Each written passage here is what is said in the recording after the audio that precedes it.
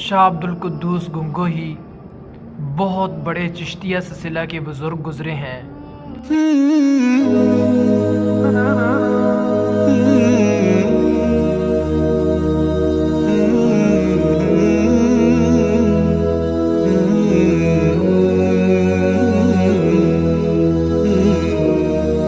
شاہ عبدالقدوس گنگوہی بہت بڑے چشتیہ سلسلہ کے بزرگ گزرے ہیں۔ ان کا بیٹا کبوتر باز تھا اور ان کے خلیفہ چلے گئے تھے بلخ۔ ایک مرتبہ ایک میراثی نے ان کے بیٹے کو سبق سکھانے کے لیے پیر کا بیس بدلا۔ اب وہ چوغا پہنا ہوا آگے آگے چلنے لگا اور اس کے پیچھے پیچھے مرید۔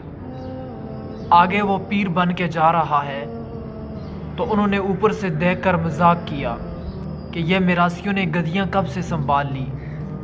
تو اس میراثی نے کہا کہ جب سے گدی والے نے کبوتر سنبھالے تو تب میراثیوں نے گدیاں سنبھال لی۔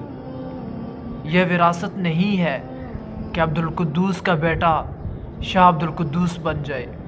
جو جان لگائے گا اس کو ملے گا، جو نہیں لگائے گا گمراہ ہو جائے گا۔ اب ان کو چوٹ لگی، نیچے آئے، ماں سے پوچھا میرے والد کی وراثت کہاں ہے؟ ماں نے کہا وہ تو بلخ چلی گئی۔ بیٹے نے پوچھا کس کے پاس؟ کہا نظام الدین بلخی کے پاس۔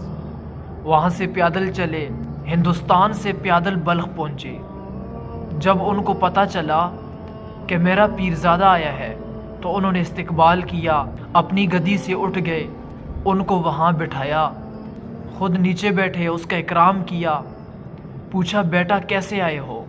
کہا جی میں تو اپنے باپ کی وراثت لینے آیا ہوں۔ فوراً رنگ بدل گیا، کھڑے ہو گئے، ایک لات ماری، اٹھ جا یہاں سے۔ ابھی تو اس کو گدی پہ بٹھا لیا تھا اور ابھی لات ماری اور کہا یہاں سے اٹھ جاؤ، چل تو دری پر جا کر بیٹھ۔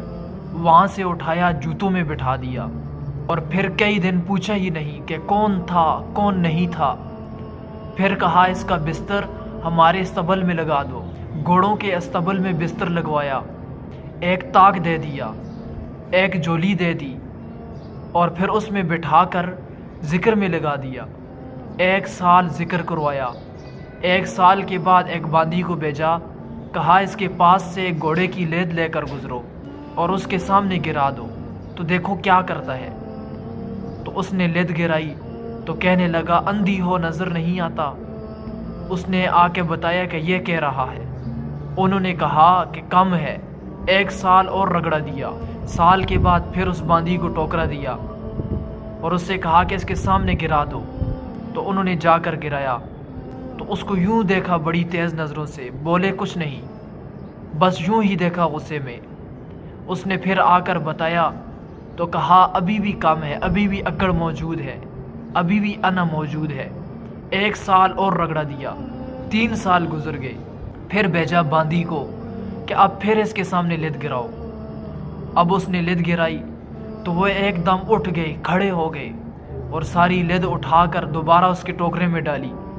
پھر ٹوکرا خود اٹھا لیا کہ کہاں لے کر جانا ہے، مجھے بتاؤ میں چھوڑ کر آؤں۔